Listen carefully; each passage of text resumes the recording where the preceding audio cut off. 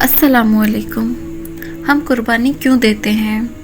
एक बार फरिश्तों ने अल्लाह ताला से फरमाया कि तूने फरमाया है कि इब्राहिम तेरा खलील है, यानी सिर्फ तुझसे मोहब्बत करने वाला है, तेरा दोस्त है, लेकिन इब्राहिम के दिल में तेरे अलावा अपने औलाद की मोहब्बत भी शामिल है, तो फिर वो तेरा खलील कैसे हुआ? तो अल्लाह ने इस बात का जवाब ऐसे दिया कि इब्राहिम अलैहिस्सलाम ने ख्वाब देखा कि अल्लाह फरमा रहा है, ए इब्राहिम, अल्लाह की राह में कुर्बानी कर। आपने सुबह उठते ही यानी 8 दुल्हज को 100 ऊँट की कुर्बानी की। दोबारा जब वो रात में सोए तो फिर हुक्म हुआ कि ए इब्राहिम, अल्लाह की राह में कुर्बानी कर।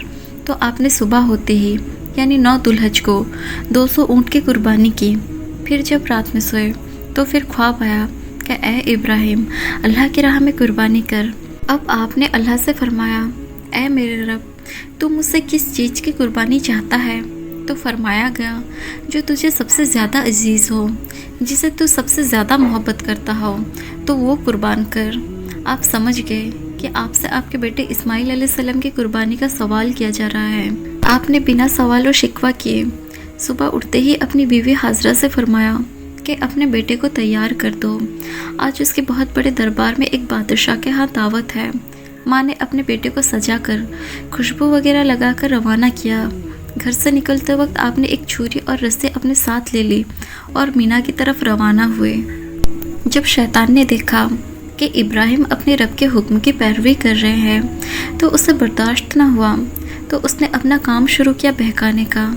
उसने बूढ़े की शक्ल इख्तियार की और बीवी हाजरा के पास पहुंचा और कहा कि ए हाजरा, क्या तुम जानती हो तुम्हारा शौहर तुम्हारे बच्चे को लेकर कहाँ गए हैं? आपने फरमाया, जी हाँ, वो मेरे बच्चे को लेकर एक बादशाह के यहाँ गए हैं, मेरी बेटी की दावत है वहाँ।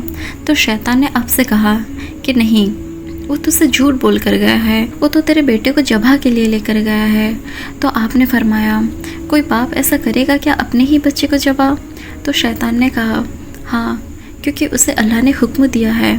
ये सुनते ही बीवी हाजरा फरमाने लगी, अगर ये मेरे रब का हुक्म है तो मैं एक इस्माइल नहीं हज़ारों इस्माइल अपने रब के लिए कुर्बान कर सकती हूँ।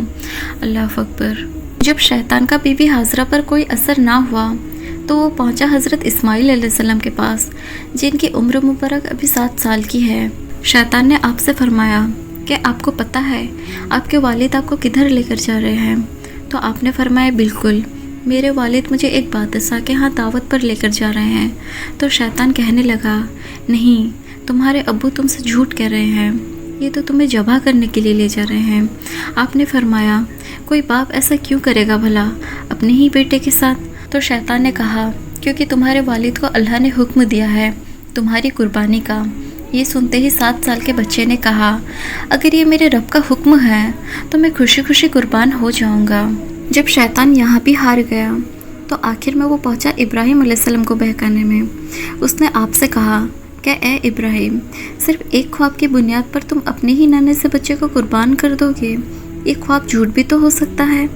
आपने जवाब दिया, नबियों को झूठे ख्वाब नहीं आते और तू मेरे रास्ते से हट जा, तू मुझे नहीं बहका सकता। जब इब्राहिम अलैहिस्सलाम वादी मीनार पर पहुँचे तो शैतान मरदूद जमाए उक़बा के पास आपके सामने आ गया और आपको कुर्बानी करने से रोकना चाहा, तो आपने उसको 7 कंकरी मारी तो वो ज़मीन में धंस गया। फिर दोबारा वो जमराए सानी पर पहुंचा, फिर आपने उसे 7 कंकरी मारी जिससे वो दोबारा ज़मीन में धंस गया।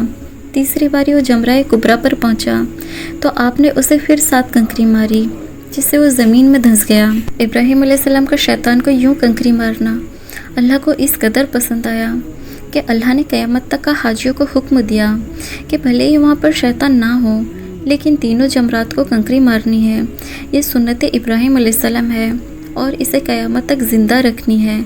सुभान अल्लाह। अल्लाह करीम हम सबको शैतान को कंकरी मारना नसीब फरमाए। अब आप अपने बेटे से मुखातब होकर कहते हैं कि ए मेरे बेटे, मुझे अल्लाह का हुक्म हुआ है ख्वाब में कि मैं उसकी राह में अपने सबसे कीमती चीज़ कुर्बान करूं। मेरे बेटे, मेरे लिए आपसे ज़्यादा कुछ कीमती चीज़ अजीज़ चीज़ नहीं है, इसलिए मैं आपको अल्लाह ताला की राह में कुर्बान कर रहा हूँ। बेटे ने कहा, अब्बू जान, मैं तैयार हूँ कुर्बान होने के लिए, बस आप इतना करना कि जब आप मुझे ज़बह करो तो छुरी की धार तेज रखना, मुझे रस्सी से बांध देना اور قربانی کرتے وقت میرا چہرہ الٹا رکھنا اور اپنی آنکھوں پر پٹی باندھ لینا، کیونکہ کہیں ایسا نہ ہو آپ کے سینے میں جو باپ کا دل ہے وہ دھڑک جائے اور آپ اللہ کے حکم کو پورا نہ کر پاؤ۔